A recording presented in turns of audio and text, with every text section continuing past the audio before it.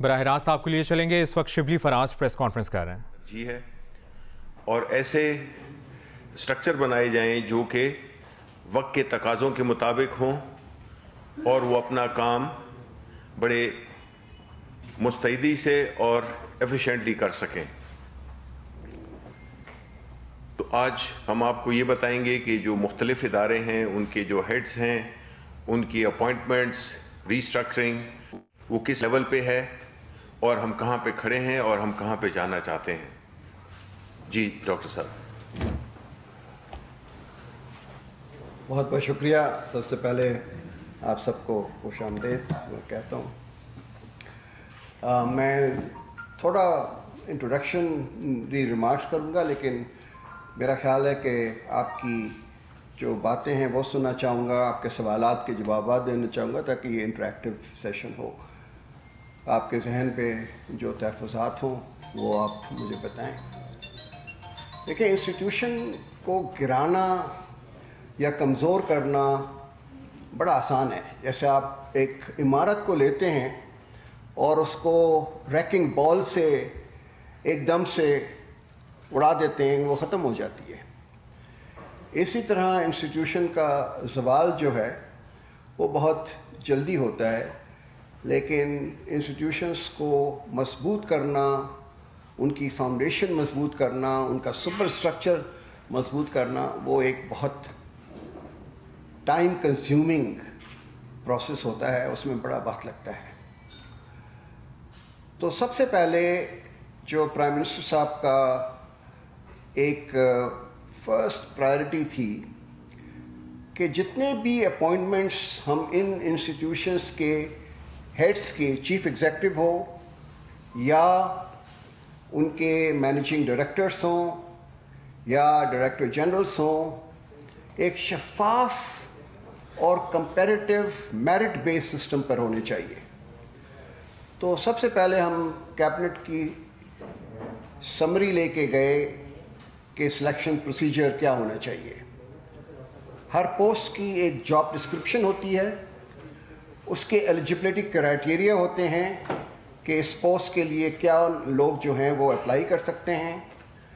وہ اپلیکیشنس آتی ہیں، اس کی ایک شارٹ لسٹنگ کمیٹی بیٹھتی ہے، وہ شارٹ لسٹ کرتی ہے، اور شارٹ لسٹ کرنے کے بعد ایک 10 آدمیوں کا یا 12 آدمیوں کا ایک panel of candidates short list کر کے انڈیپینڈنٹ سلیکشن بورڈ ہوتا ہے، جس کو منسٹر انچارج کے علاوہ باہر سے ایک ایکسپرٹ اس فیلڈ کا وہ بھی اس میں سلیکشن بورڈ میں ہوتا ہے.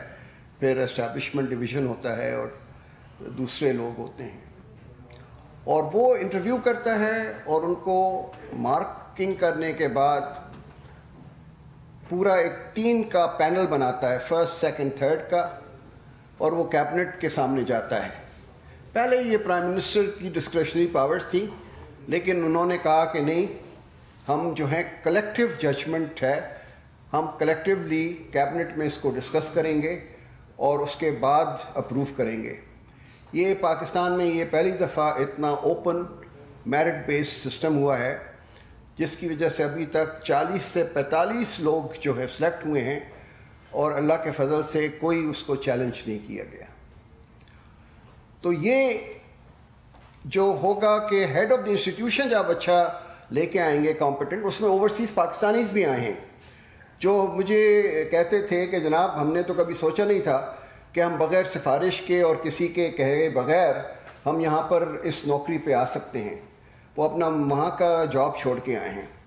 تو یہ ایک بڑی اچھی بات ہے، لیکن اس کے جو نتائج ہیں وہ فوراً نہیں ہوں گے، کیونکہ وہ آئیں گے، اپنی ٹیم بنائیں گے، نئے لوگوں کو لے کے آئیں گے جو کمپیٹنٹ ہوں، جو انٹیگریٹی کے لوگ ہوں، اور پھر ادارہ جو ہے وہ بڑھ جائے گا.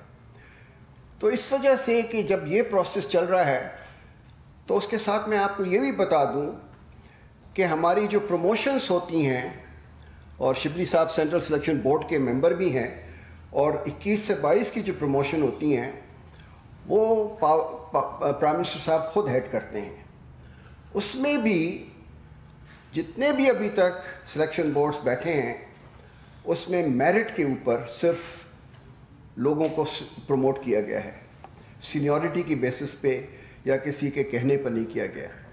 और ये लास्ट बोर्ड जो था जिसमें कि 30 नंबर बोर्ड को दिए गए थे, ये चैलेंज हुआ था और जस्टिस अतहर मिन्नुल्लाह का बहुत बड़ा इसके ऊपर जजमेंट है कि ये प्रोसेस जो है बिल्कुल शफाफ है, इसमें जुडिशरी की इंटरफियरेंस की कोई ज़रूरत नहीं है। और उन्होंने जितने प्रमोशंस थे उनको अपहोल्ड किया और जो सुपरसीड हो गए थे उनको कहा कि आप प्रमोशन आपका राइट नहीं है।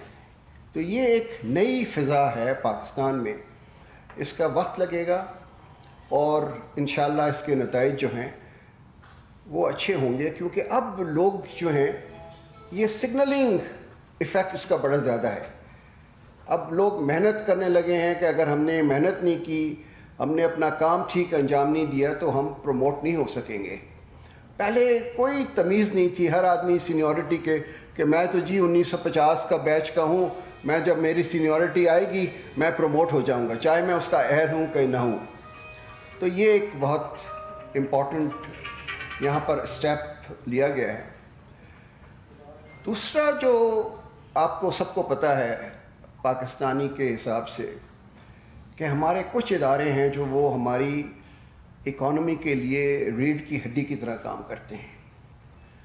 सबसे बड़ा जो उसका इदारा है वो है फेडरल बोर्ड ऑफ रेवेन्यू। अगर फेडरल बोर्ड ऑफ रेवेन्यू हमारी जो इस वक्त टैक्सेबल इनकम्स हैं उनको इकट्ठा करना शुरू कर दे, उसके ऊपर टैक्सेस, तो हमें ये बोरोइंग की ज़रूरत नहीं पड़ेगी।